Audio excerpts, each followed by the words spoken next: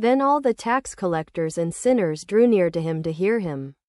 And the Pharisees and scribes complained, saying, "This man receives sinners and eats with them."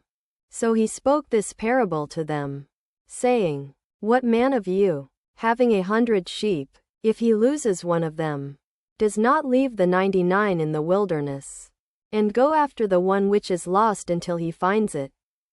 And when he has found it, he lays it on his shoulders, rejoicing. And when he comes home, he calls together his friends and neighbors, saying to them, 'Rejoice with me, for I have found my sheep which was lost.'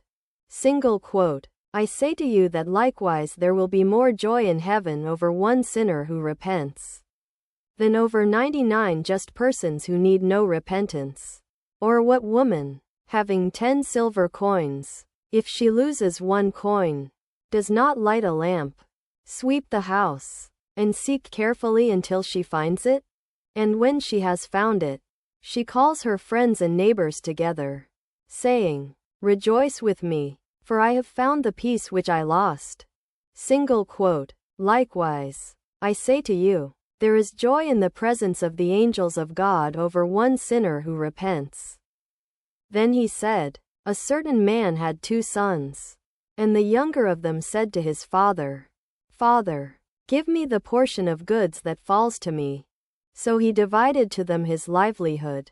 And not many days after, the younger son gathered all together and journeyed to a far country. And there wasted his possessions with prodigal living. But when he had spent all, there arose a severe famine in that land, and he began to be in want. Then he went and joined himself to a citizen of that country. And he sent him into his fields to feed swine. And he would gladly have filled his stomach with the pods that the swine ate. And no one gave him anything. But when he came to himself, he said, 'How many of my father's hired servants have bread enough and to spare? And I perish with hunger. I will arise and go to my father, and will say to him, Father, I have sinned against heaven and before you, and I am no longer worthy to be called your son. Make me like one of your hired servants.' And he arose and came to his father. But when he was still a great way off, his father saw him and had compassion, and ran and fell on his neck and kissed him. And the son said to him, 'Father, I have sinned against heaven and in your sight, and am no longer worthy to be called your son.' But the father said to his servants, 'Bring out the best robe and put it on him, and put a ring on his hand and sandals on his feet. And bring the fatted calf here and kill it, and let us eat and be merry. For this my son was dead and is alive again. He was lost and is found.' And they began to be merry. Now his older son was in the field, and as he came and drew near to the house, he heard music and dancing. So he called one of the servants and asked what these things meant. And he said to him, 'Your brother has come, and because he has received him safe and sound, your father has killed the fatted calf.'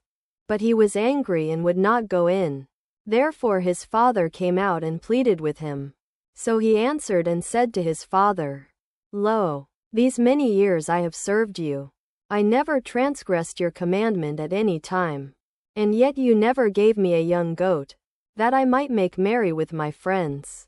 But as soon as this your son came, who has devoured your livelihood with harlots, you killed the fatted calf for him.' And he said to him, 'Son, you are always with me, and all that I have is yours. It was right that we should make merry and be glad. For your brother was dead and is alive again, and was lost and is found.'